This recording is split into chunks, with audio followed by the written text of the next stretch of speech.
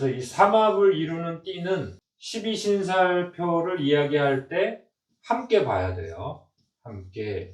데뷔를 언제 했는지, 가수 같은 경우에는 이제 언제 히트를 치는지 체크해 보면서 셀럽들을 통해서 실제로 12신살표와 사회적인 활동의 능력을 비교해 가면서, 대비해 가면서 공부하시는 게 훨씬 재미가 있어요. 자, 그래서 이번 시간에는 이제 뱀띠생이니까, 뱀띠생은 사유축 금운동에서 지사를 담당하고 태어났죠. 개척을 담당한다. 새로운 문화를 만들어내겠다. 이런 사람들이에요.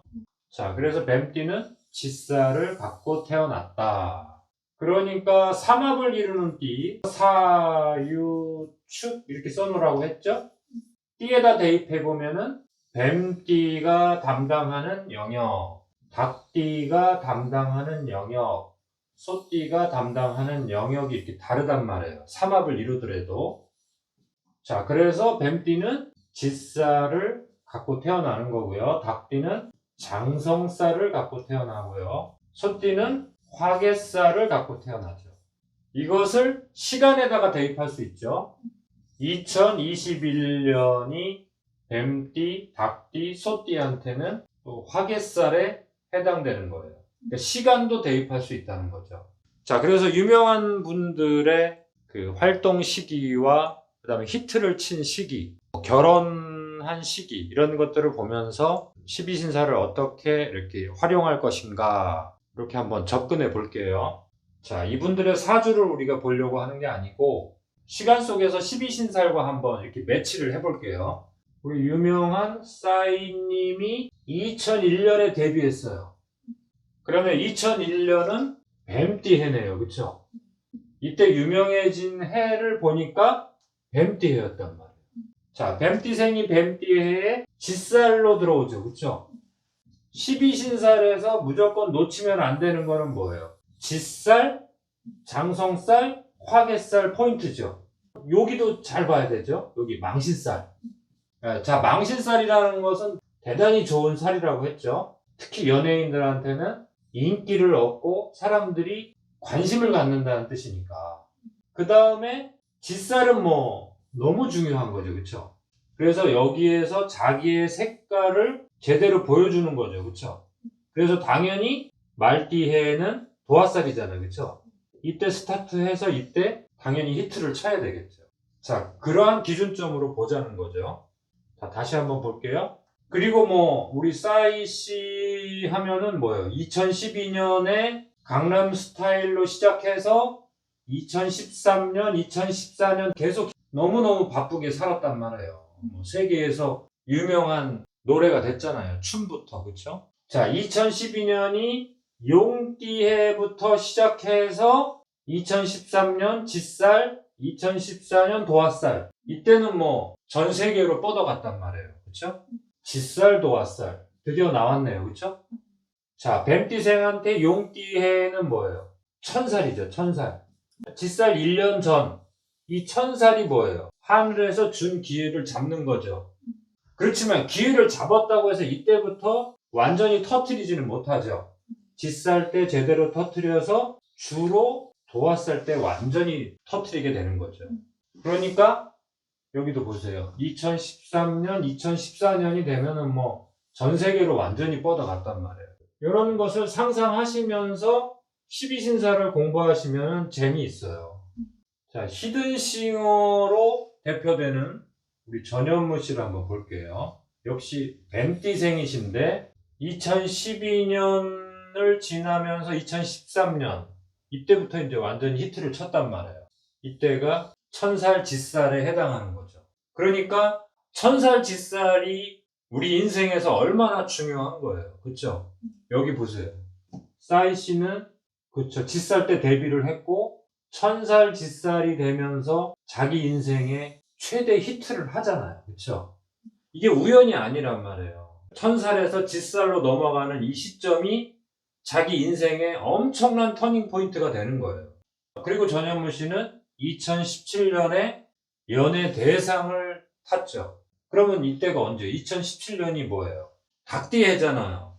자, 여기 보세요. 닭띠에는, 뱀띠생에게 닭띠에는 뭐예요? 최고의 평가를 받는 거잖아요. 장성살. 장성살이라는 것은 제왕이 된다고 했죠. 그러니까 우리 12신살에서 장성살 바로 1년 전 망신살이나 반한살, 이때가 자신의 노력이 제대로 평가받는 시점이란 말이에요.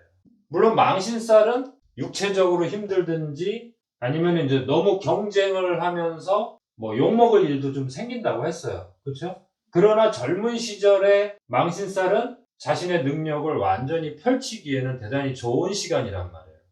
나이가 들어서는 이 망신살이 몸을 고치고 가는 거예요. 발견이 되지 않았던 질병이 막 이때 발견이 되고 뭐 수술을 한다든가 자기가 그동안 약점으로 있었던 그 질병이 나타난다든가 이게 또 망신의 해예요. 이름을 잘 지은 거예요.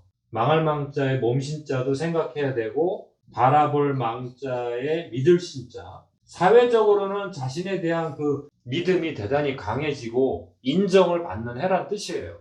뱀띠생인 전현무 씨가 닭띠해에 자신의 가치를 제대로 인정받았잖아요. 그렇죠? 그래서 최고의 평가를 받았잖아요.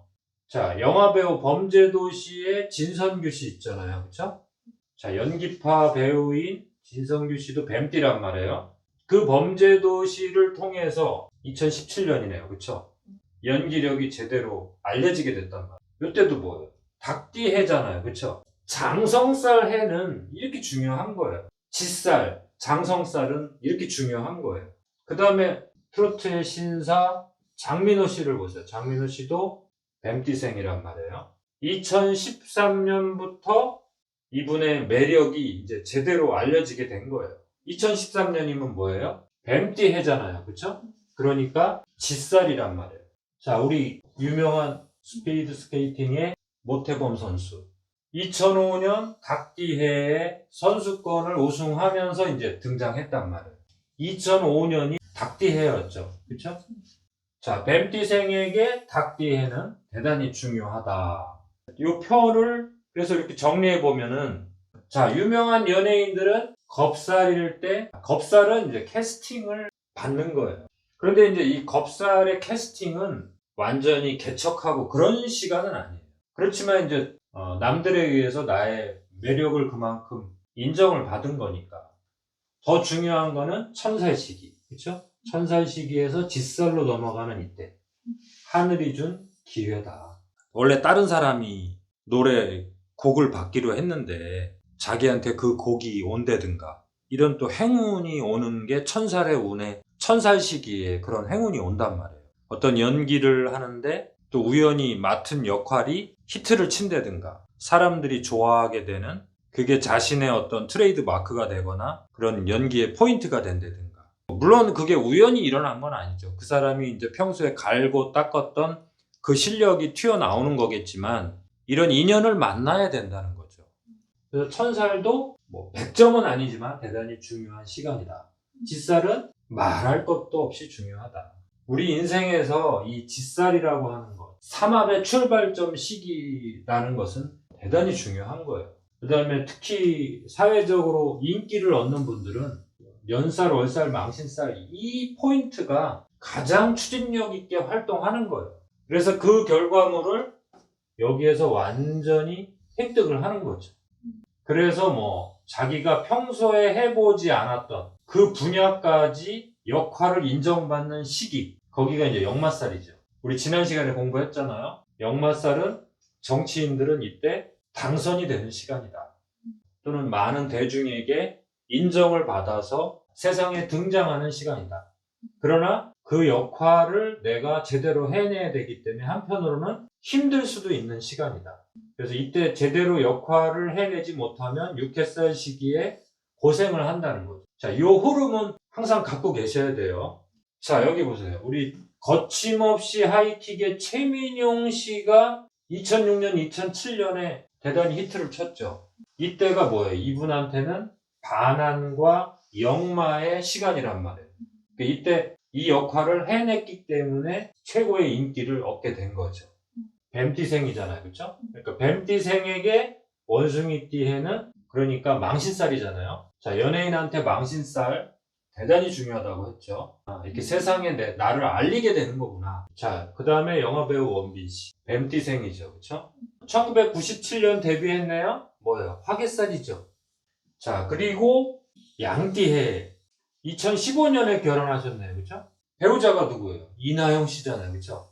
이나영 씨가 양띠생이란 말이에요. 그러니까 이나영 씨 입장에서는 뭐예요? 화개살일 때 결혼한 거죠. 원빈 씨 입장에서는 월살일 때 결혼한 거죠. 그러니까 월살일 때 결혼했다는 거는 뭐예요? 내가 상대방에게 맞춰주는 부부 생활을 하면 좋다는 거죠. 그러니까 어느 해에 결혼했느냐? 역마살에 결혼하면 내가 역할을 감당해야 되는 책임감을 갖고 살아야 되는 거고, 그 다음에 장성살일 때는 자기가 가장 사회적으로 활동을 하고 또는 연예인들 같은 경우에는 가장 유명해졌을 때 결혼하는 시간이라고 그랬죠. 그래서 장성살, 반한살 이때 연예인들은 결혼을 많이 하게 됐죠. 그 다음에 이제 이렇게 화개살 때 결혼하는 분들은 뭐예요? 따뜻한 가정을 이루기 위해서. 화개살이라는 것은 모든 에너지를 저장하는 곳이라고 했잖아요. 그래서 결혼하는 시간은 어느 해에 결혼해도 좋은데 내가 짓살일 때는 내가 좀 더 능동적으로 이끌어 가야 되고 그러한 결혼 시작을 했다는 뜻이죠. 자, 그래서 12신사를 짓살, 장성살, 화개살을 해 놓으시고, 자, 여기 짓살이 여기에 있네요. 그렇죠? 지금 뱀띠생은 겁살을 지나고 있죠.